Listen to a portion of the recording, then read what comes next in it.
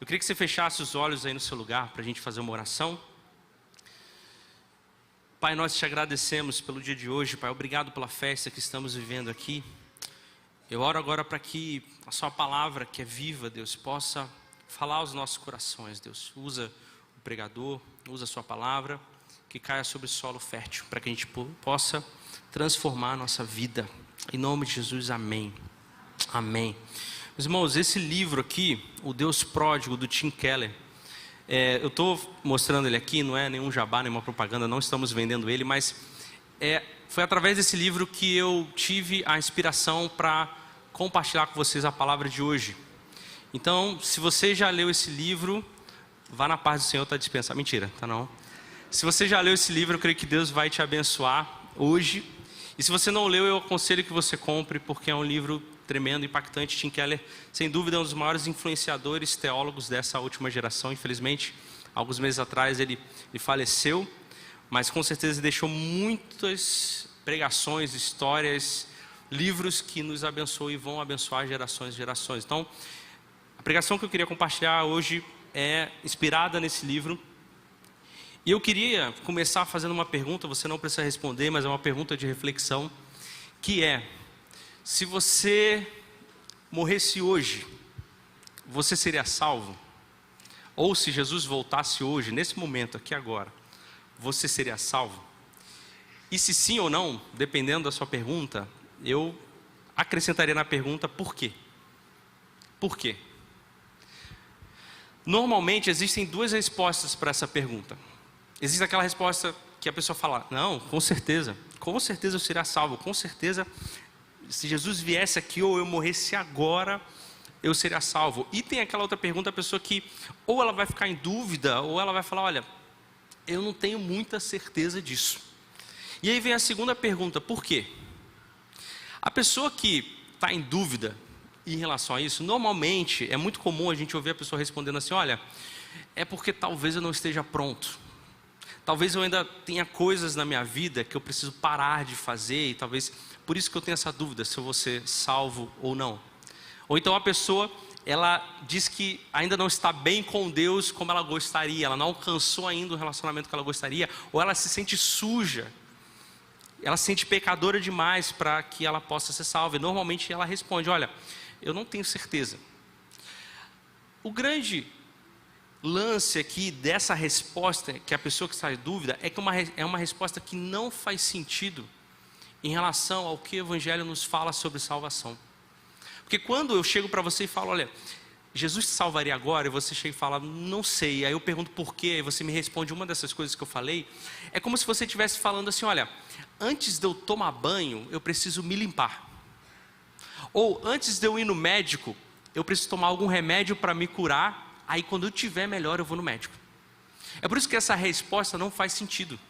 Que é como se você quisesse fazer algo antes realmente daquilo que é importante. Já a pessoa que chega e fala: não, com certeza eu seria salvo. Com certeza, se Jesus voltasse agora, ou se eu morresse agora, eu estaria no céu. Porque se você olhar para a minha vida, eu faço coisas para o Senhor, eu vivo uma vida, eu tento viver pelo menos uma vida santa, eu tento viver uma vida assim, tudo bem, talvez eu não ore todos os dias, eu não leia a Bíblia todos os dias, mas eu dou o meu melhor para viver uma vida digna de um cristão ou de uma cristã. Só que essa resposta também está equivocada, porque é a mesma coisa que você disser assim: olha, eu estou doente, eu vou entrar no carro, eu vou no médico, eu vou ser curado, e aí quando me perguntarem o que aconteceu, eu vou falar: se não fosse o carro, eu não seria curado. Não faz sentido, porque na verdade aquele que te curou, o médico, o carro ele foi só o veículo para te levar àquele que te cura. Então quando você chega e fala: com certeza eu seria salvo, você está depositando a sua salvação na vida e no comportamento que você leva. Então as duas respostas, elas estão equivocadas, e essas duas respostas fazem com que a gente tenha uma visão distorcida do que é verdadeiramente o Evangelho.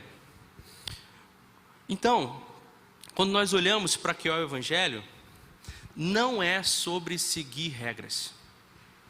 Quando nós olhamos verdadeiramente o que significa Evangelho, não é sobre deixar de seguir ou seguir regras para que eu possa ser salvo e alcançar uma salvação. Qualquer uma dessas respostas à pergunta é uma resposta equivocada, uma resposta onde nós vemos que existe uma visão distorcida sobre o que é o Evangelho.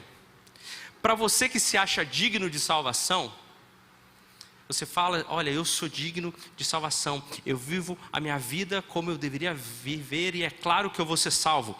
Quando nós abrimos em Isaías 64, no versículo 4, olha o que o profeta diz sobre as suas próprias ações. Ele fala o seguinte: somos como impuro, todos nós.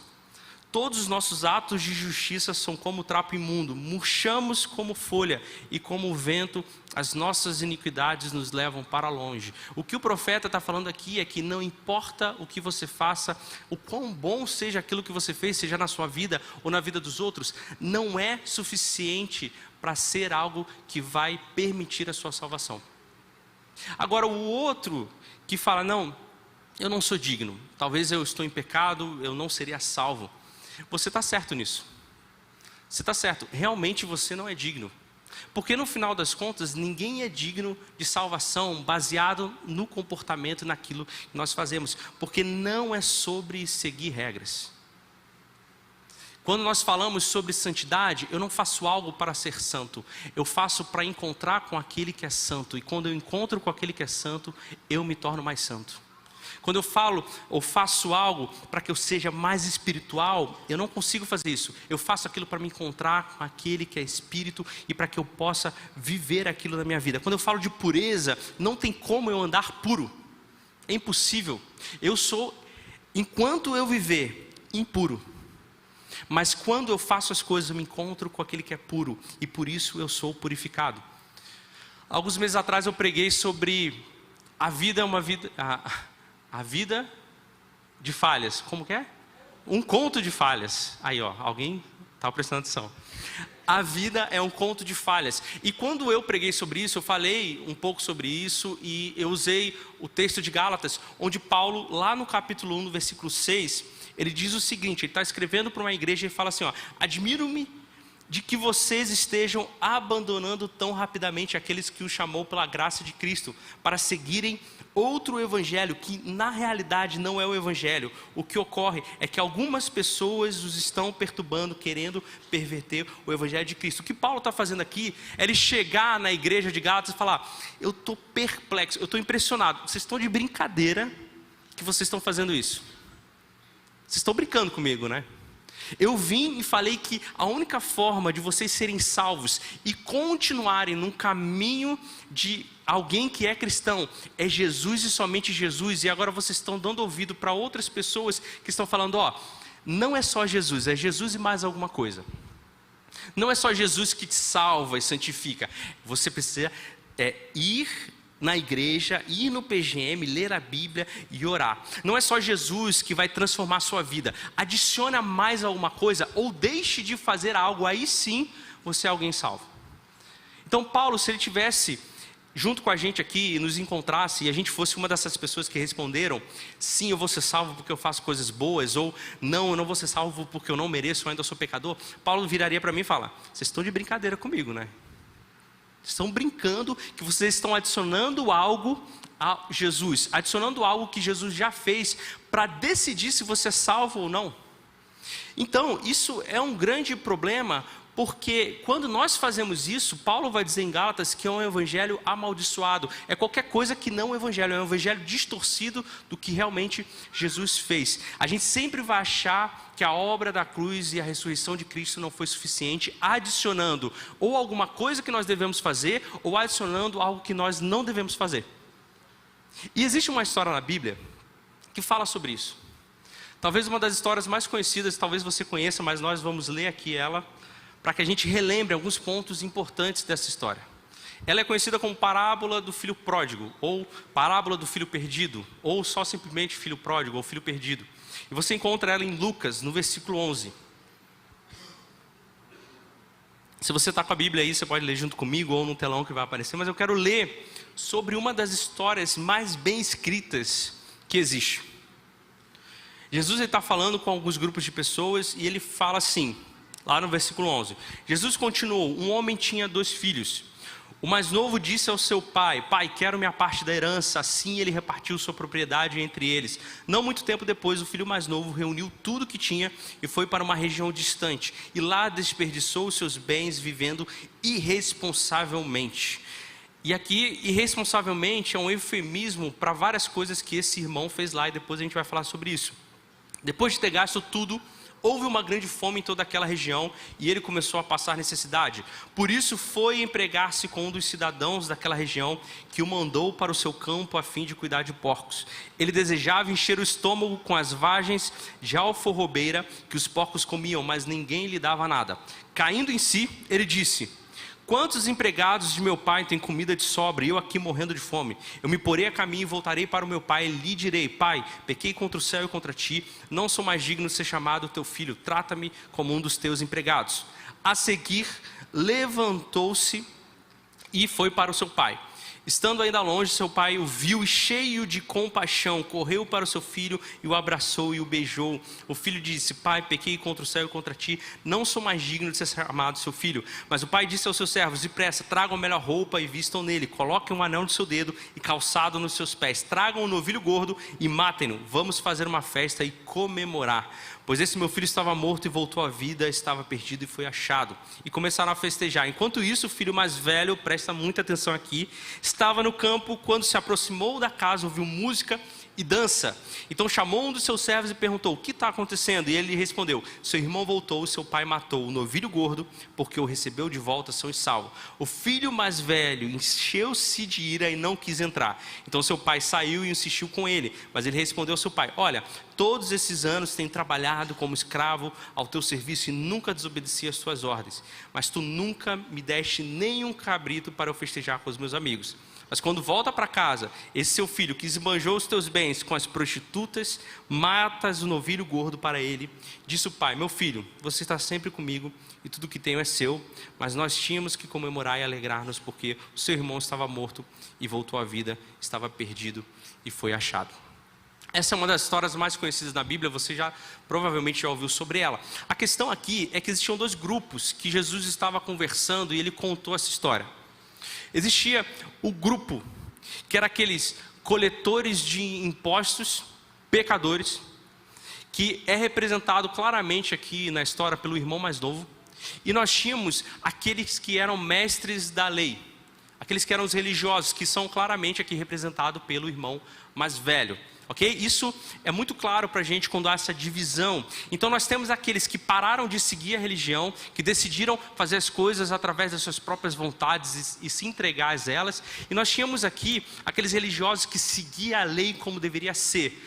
Para quem não sabe, na Torá tinham 613 leis que precisavam ser seguidas rigorosamente, senão você era considerado um pecador. Então essas pessoas tentavam dia após dia seguir essas leis rigorosamente. Se a gente for contextualizar hoje aqui, nós temos aquela pessoa que vai para a balada, que usa droga, que bebe, que se envolve com prostitutas, e nós temos aquelas pessoas que vêm à igreja, que vão no PGM, que leem a Bíblia e que oram.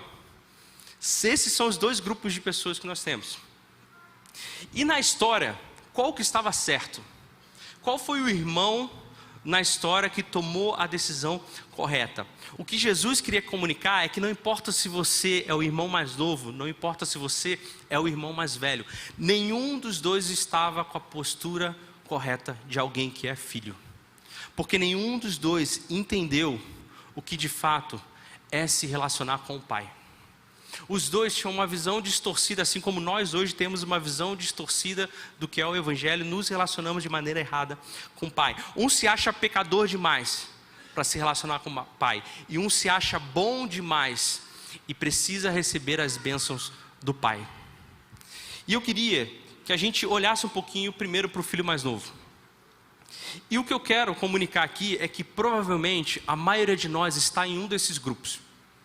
Ou você está com seu coração de irmão mais novo, ou você está com seu coração de irmão mais velho. E a minha oração e o meu desejo hoje é para que o Espírito Santo trabalhe no seu coração, para que ele possa mostrar que tipo de irmão você é.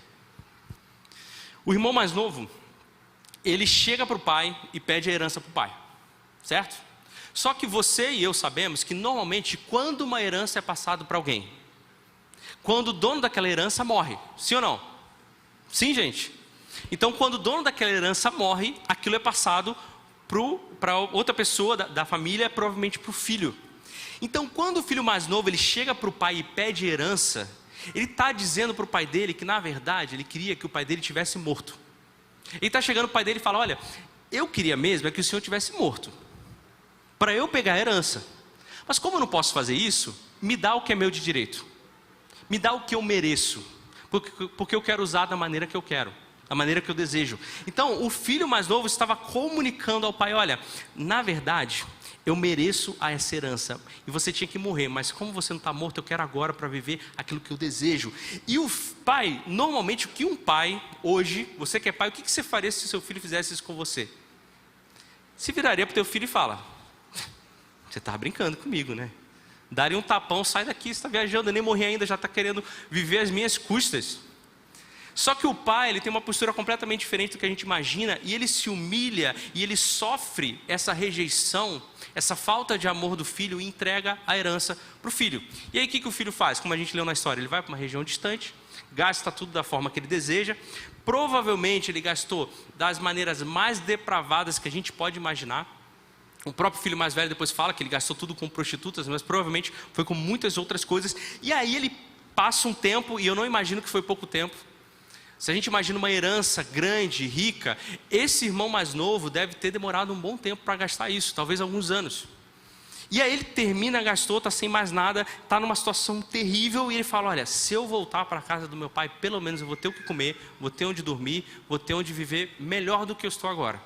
E aí ele se levanta e vai para a casa do pai. E naquele momento, o pai encontra ele, e ele vai em direção ao filho, ele nem espera o filho falar, dá o discurso que ele tinha. Ele simplesmente aceita o filho de volta na família, mata o bezerro gordo, né, o novilho da engorda que o pessoal chama, que era um animal preparado só para um dos momentos mais importantes da vida, e provavelmente ele fez um churrascão, chamou a cidade toda para festejar.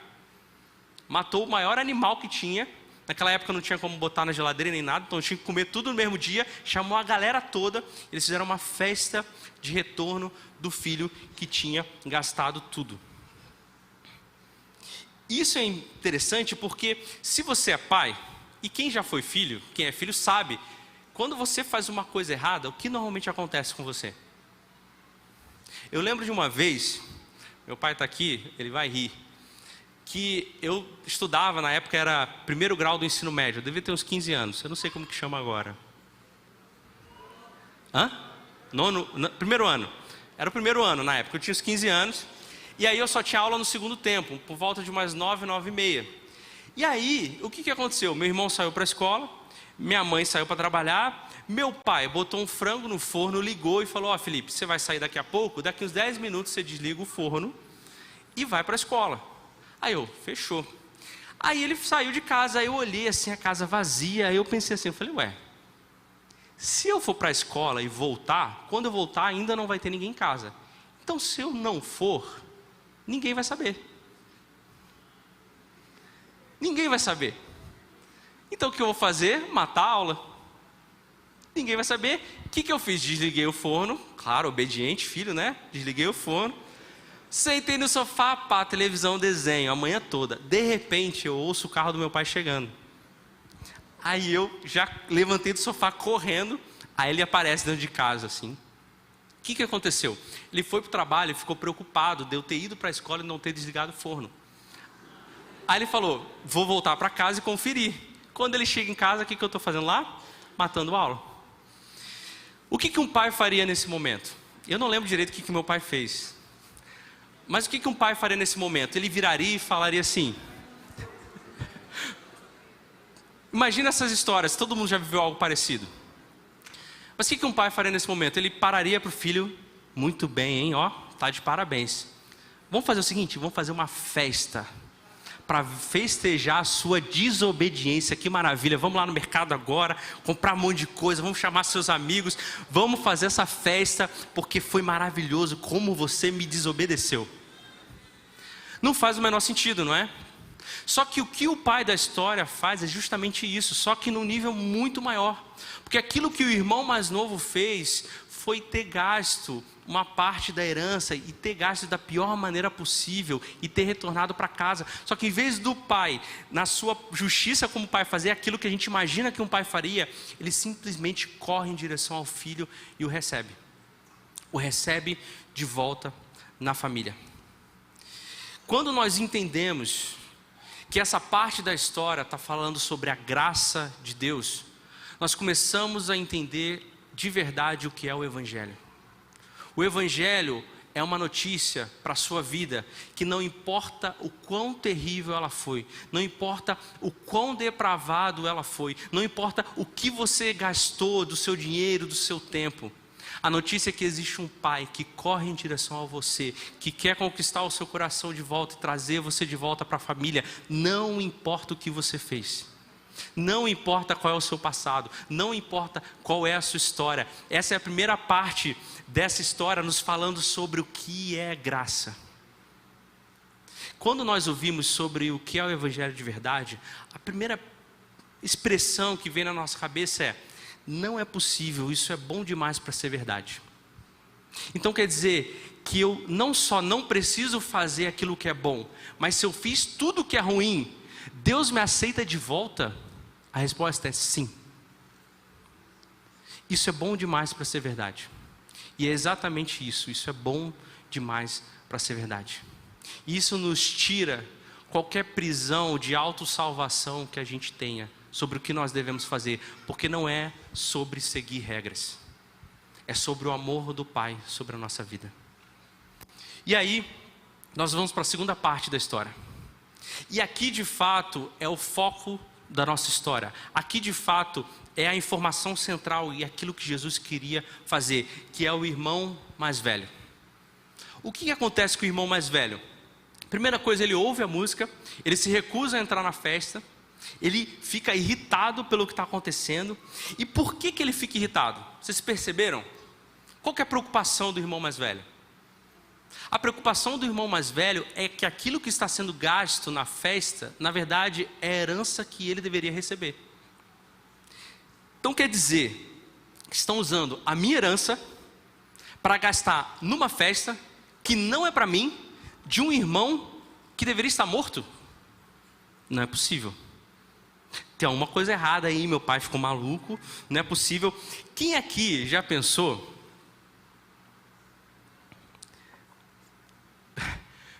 Eu já pensei muito isso na adolescência, às vezes eu até penso que então quer dizer, eu passo a vida toda servindo a Deus, abrindo mãos dos meus desejos, me dedicando na obra do Senhor, e um cara que viveu a vida dele de qualquer jeito e se converte no leito de morte e vai para o mesmo lugar que eu? Não é injusto isso?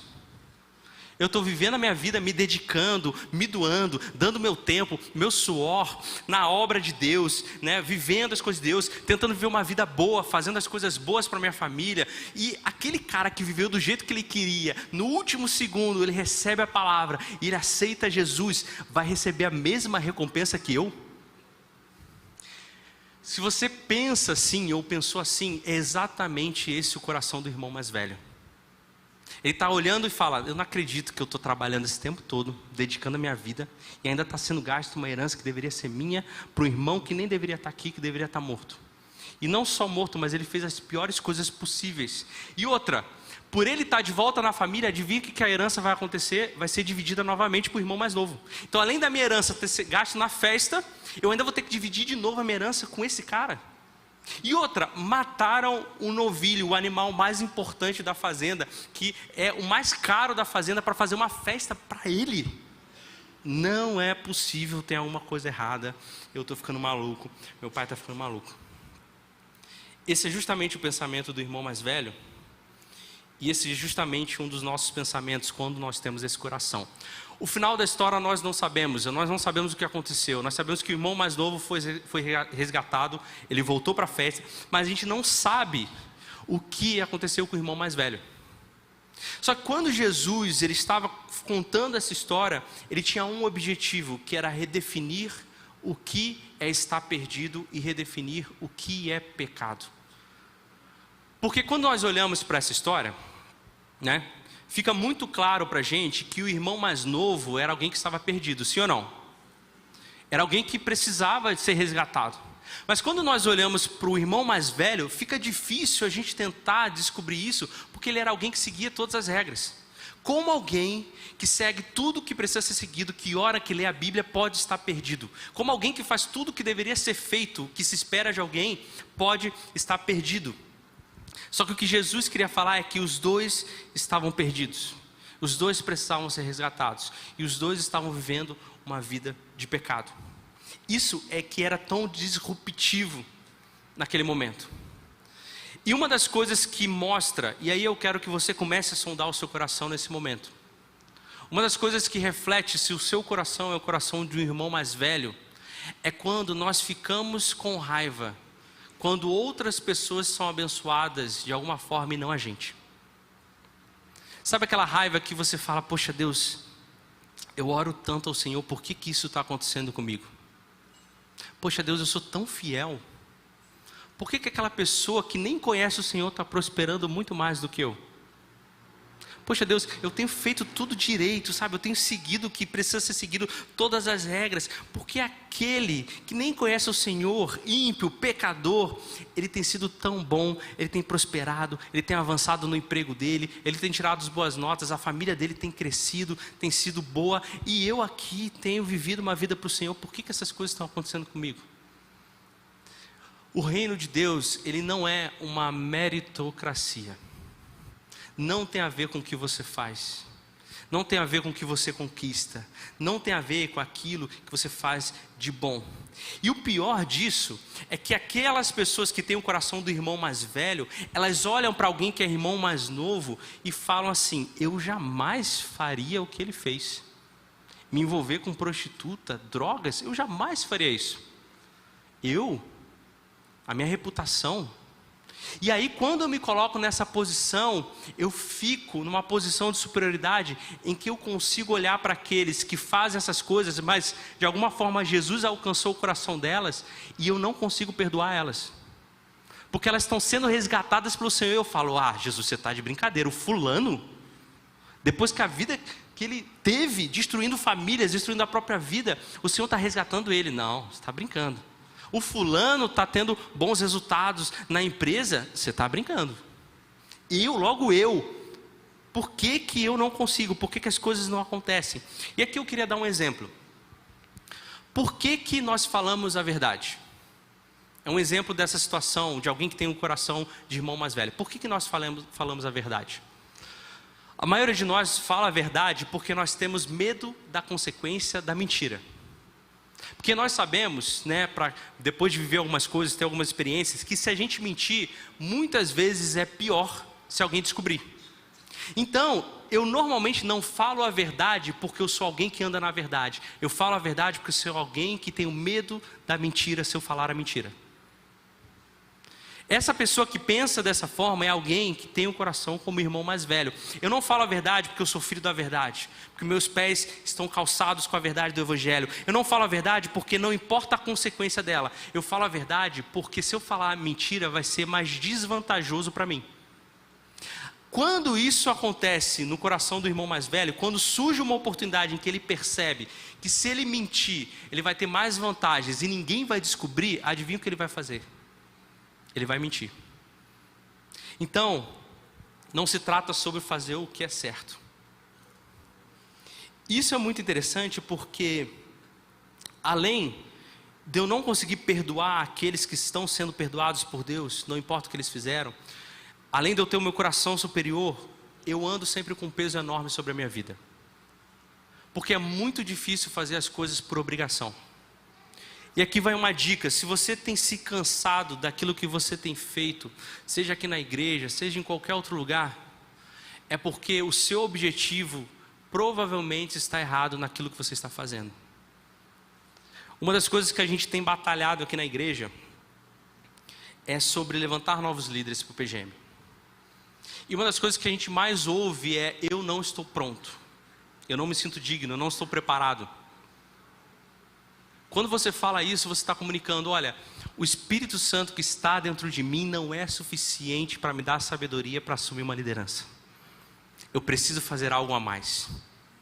Eu preciso estar pronto.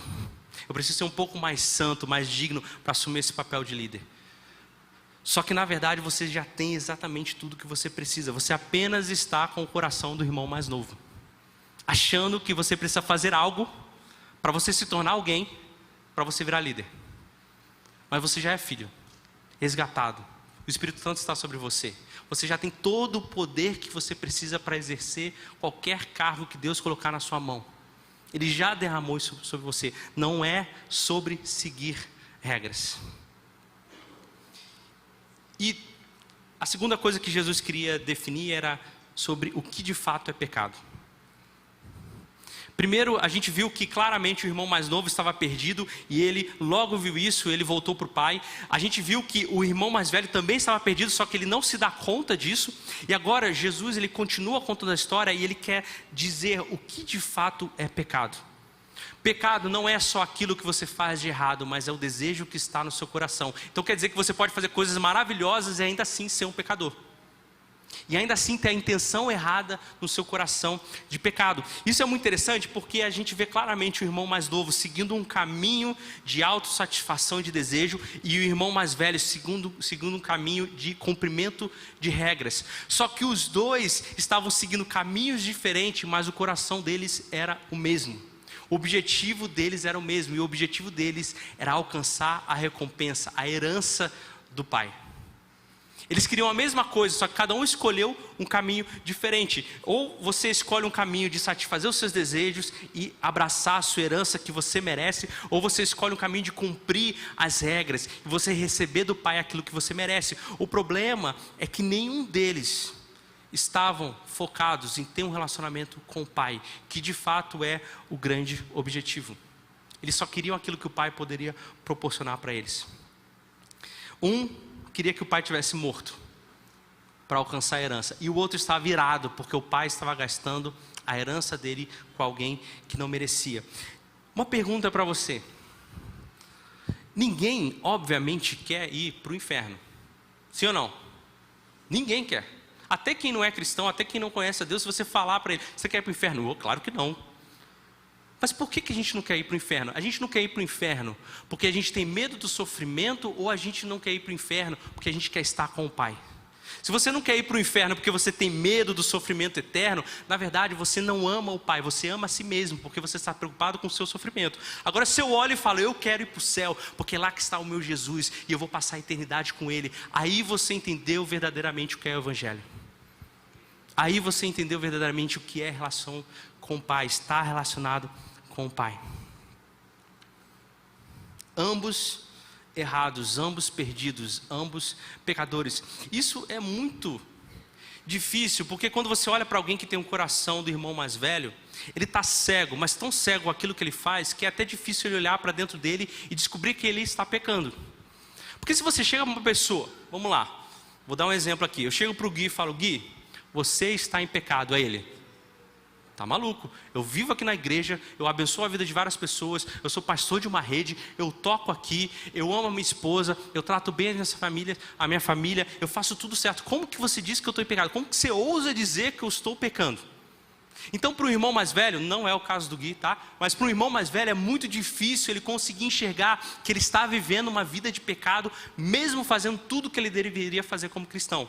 Então, uma pessoa ela pode estar completamente perdida espiritualmente, tanto aquele que não faz nada e só peca, quando aquele que faz tudo e está dentro da igreja. Só que para o irmão mais velho é muito mais difícil enxergar isso. É muito mais difícil ele conseguir ver isso. O pecado acima de qualquer coisa é não desejar o Pai acima de todas as coisas. E o que nós fazemos agora? Essa é a minha pergunta para você. O que nós fazemos quando eu me deparo com o meu coração em uma dessas situações? E eu tenho certeza, assim como eu, você também, talvez você é completamente um irmão mais velho, talvez você é completamente um irmão mais novo e não se acha digno. Talvez você é alguém que está de um lado para o outro. Um dia você acha que você é digno porque você faz coisas maravilhosas, no outro dia você acha que não é nada. Como que nós resolvemos esse problema do nosso coração?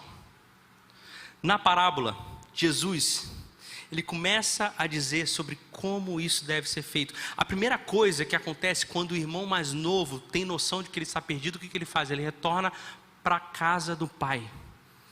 E quando ele retorna para a casa do pai, o pai corre em direção a ele, cheio de amor e cheio de compaixão. O irmão mais velho está lá fora na varanda irritado. O pai sai da festa e vai ao encontro dele, porque o coração dele está cheio de amor e compaixão. A primeira coisa que nós devemos fazer quando nós encontramos nessa situação é entender que existe um pai que te ama. É entender que existe um pai que está querendo te encontrar nesse momento. É entender que existe um pai, assim como diz a parábola, que aquele irmão mais novo, ele não se achou, ele foi achado. É entender que existe hoje um Deus que está querendo achar o seu coração, está correndo em sua direção. Não importa se você é um irmão mais novo ou um irmão mais velho, se você não se acha digno, ou você se acha, ou melhor, Deus está correndo em direção ao seu coração. Ele quer te encontrar hoje, Ele quer te alcançar hoje. Essa é a primeira coisa. E a segunda coisa é entender que todos nós estamos perdidos. Não importa quem você seja, não importa qual coração seja o seu, você está perdido, assim como o irmão mais novo, irmão mais velho, e todos merecem ser encontrados por Deus. Mas, se a gente olha para a história, o irmão mais novo ele vai para longe, para uma terra distante, gasta tudo. O irmão mais velho deveria ter tido a postura que o irmão mais velho tem. O irmão mais velho, ele deveria ter olhado para aquela situação, ter virado para o pai e falar: pai, ó, deixa comigo. Eu vou lá encontrar o meu irmão mais novo. Onde ele estiver, qualquer país que ele esteja, qual região que ele esteja, deixa comigo. O tempo que demorar, eu vou encontrar ele e achar e trazer ele de volta para mim. E ó, eu sei que ele vai ser trazido de volta e ele vai ter que colocar de volta na família. E eu vou ter que dividir a herança com ele, não importa. Eu pago o preço que for para trazer o meu irmão de volta. Essa deveria ter sido a postura do irmão mais velho. Essa deveria ter sido a postura de ir ao encontro do irmão mais novo e pagar o preço necessário. E aqui eu quero abrir um parênteses, porque quando a gente olha para a história do irmão mais novo, a gente fala: poxa, ele foi perdoado e não teve nenhum custo por isso. Ele fez tantas coisas erradas e gastou a herança do pai e não custou nada. Quando nós olhamos para o perdão, nós percebemos que ele foi entregue para nós de graça.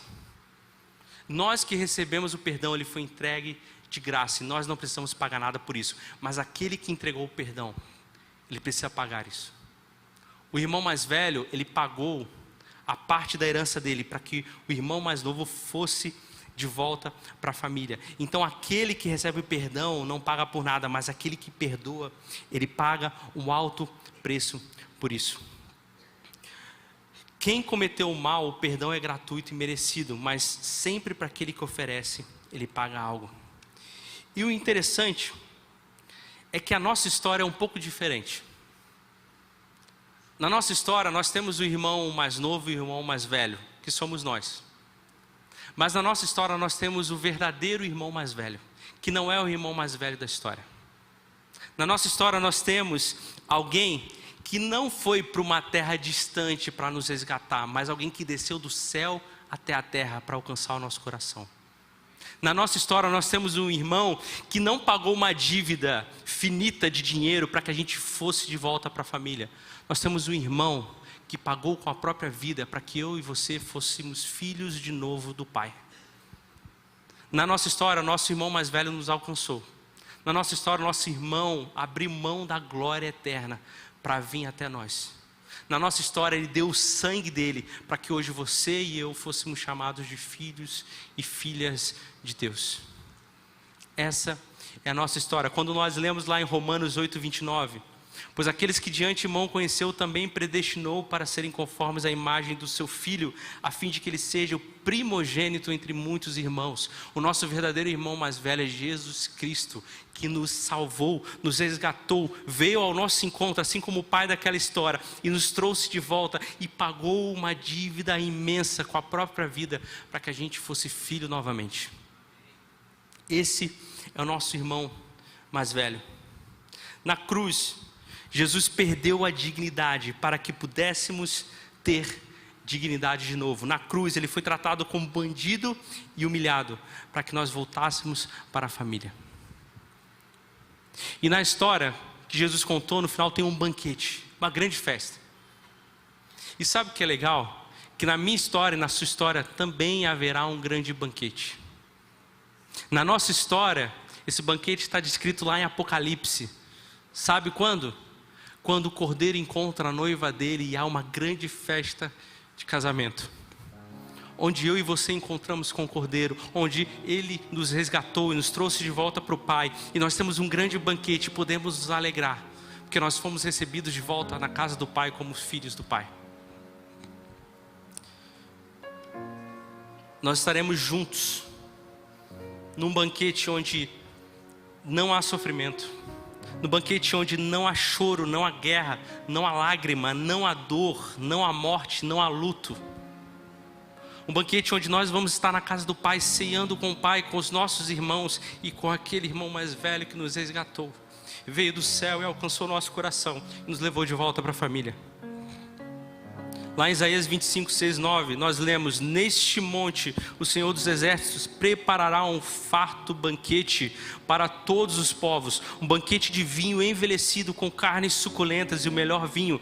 Neste monte ele destruirá o véu que envolve todos os povos, a cortina que cobre todas as nações, destruirá a morte para sempre. O soberano Senhor enxugará as lágrimas de todo o rosto, retirará de toda a terra a zombaria do seu povo. Foi o Senhor quem disse: naquele dia dirão: esse é o nosso Deus, nós confiamos nele e ele nos salvou. Este é o Senhor que nós confiamos nele, exultemo-nos e alegremos-nos, pois ele nos salvou. Na nossa história nós temos esse irmão mais velho, e na nossa história nós temos o banquete com o Pai. Mas na nossa história nós estamos perdidos e pecadores e fomos resgatados, encontrados por Ele. Mas não é sobre seguir regras. Nós seguimos regras porque nós amamos ao Pai. Nós fazemos as coisas porque nós amamos ao Pai. Eu quero ler, eu quero orar, eu quero jejuar, eu quero viver uma vida para Deus porque Ele me alcançou primeiro. Eu recebi do amor dEle primeiro. E quando eu me encontrei com esse amor, isso constrangeu todo o meu coração, que não tem como eu não responder a esse amor. Como eu vou dizer para um Deus Pai que me ama e me alcançou não, quando Ele me pedir algo para eu fazer ou algo que eu preciso mudar? Como a minha resposta vai poder ser não, se eu olho para o grande amor imerecido? Porque quando nós olhamos para o irmão mais novo, ele reconhece que ele não era digno, mas o irmão mais velho, ele só queria apontar o dedo na cara do pai e falar: o Senhor me deve uma bênção. Mas na verdade eu e você, o que a gente merecia era destruição eterna, independente de qual seja o nosso coração. Mas por causa de Jesus, nosso filho mais velho, nós podemos olhar para o final da história e ceiar com o Cordeiro como noiva, encontrando Ele, vivendo uma família eternamente. A pergunta que eu faço para você é a mesma pergunta do início: se Jesus voltasse agora, ou você morresse agora, você seria salvo ou não? A grande resposta que nós temos que dar: sim. Aí eu pergunto: por quê? Aí você responde: porque Jesus me alcançou e é só isso que eu preciso. Porque Jesus me resgatou e é só isso que eu preciso. Porque eu continuo sendo indigno, eu continuo sendo pecador, eu continuo sendo alguém depravado e os desejos do meu coração me inclinam para coisas pecaminosas. Mas apesar disso, Ele trocou de lugar comigo, viveu a vida que eu deveria viver, e hoje Deus olha para mim e vê o Filho dele, porque eu fui chamado de volta para o lar. Quero que você fique de pé no seu coração, ou no seu lugar.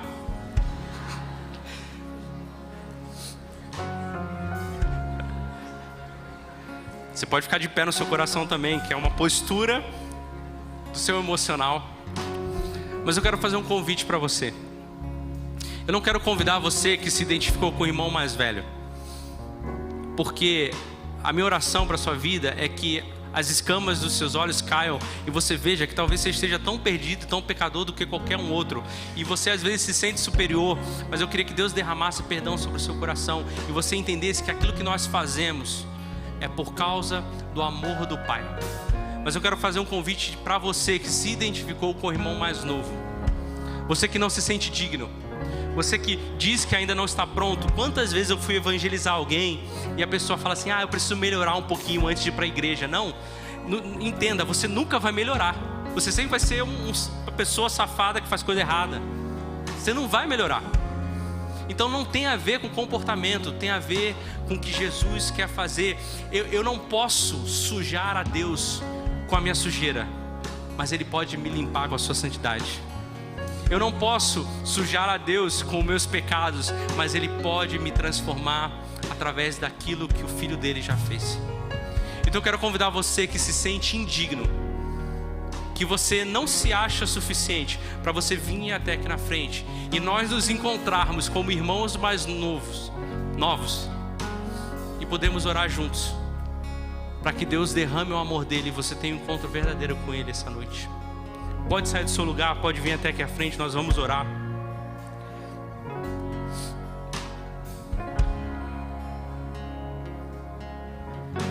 Se tem alguém do seu PGM que talvez está aí no lugar, seja usado por Deus para trazer ele aqui para frente também, para a gente poder orar juntos.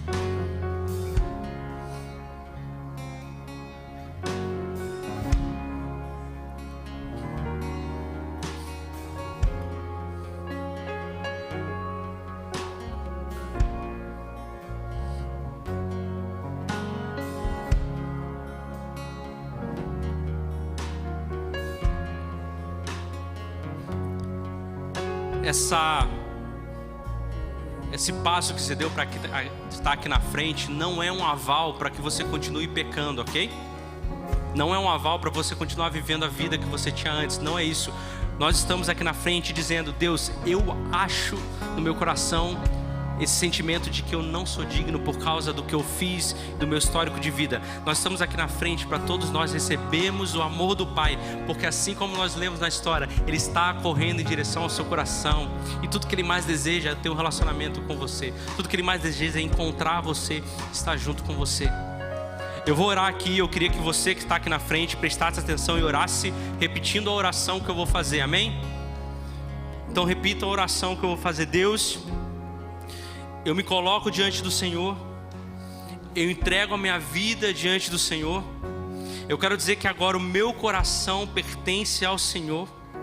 Eu peço perdão pelos pecados que eu cometi, e nesse momento eu quero dizer para o Senhor que eu quero encontrar a Ti, que eu quero ter um relacionamento com o Senhor, que eu quero que o Seu amor se derrame sobre a minha vida, que eu quero sentir esse amor e ser abraçado por esse amor, para que eu possa viver não achando que eu mereço algo, mas um relacionamento com o Senhor, porque o Seu Filho já fez tudo o que precisava fazer. Em nome de Jesus, amém. Você pode ficar de pé no seu lugar. Queria que a igreja aplaudisse ao Senhor por isso. Glória a Deus, glória a Deus, glória a Deus, glória a Deus. Meus irmãos, nós estamos finalizando o culto. Eu oro para que o Espírito Santo trabalhe no seu coração. Talvez você vai se lembrar dessa mensagem, e oro mesmo para que Ele incomode o seu coração, e para que a gente tenha uma comunidade, uma igreja de irmãos, não de irmãos mais velhos ou mais novos, mas irmãos que foram alcançados pelo verdadeiro irmão mais velho. E entenda quem nós somos, e não tem a ver com seguir regras. Nós seguimos regras porque nós amamos a Ele. Nós fazemos porque Ele nos amou primeiro. Amém? Feche seus olhos, nós vamos orar. Pai, obrigado por esse culto, obrigado por esse momento. Que a graça do Senhor esteja sobre nós, que a paz esteja sobre a nossa vida, que cada um aqui tenha essa palavra sobre o coração, e durante a semana o Senhor nos lembre daquilo que o Seu Filho fez em nós, para que a gente possa viver uma vida de relacionamento com o Senhor, não porque merecemos, mas porque o Senhor morreu por nós e nos alcançou, e é graça e perdão que o Senhor nos deu. Em nome de Jesus, amém.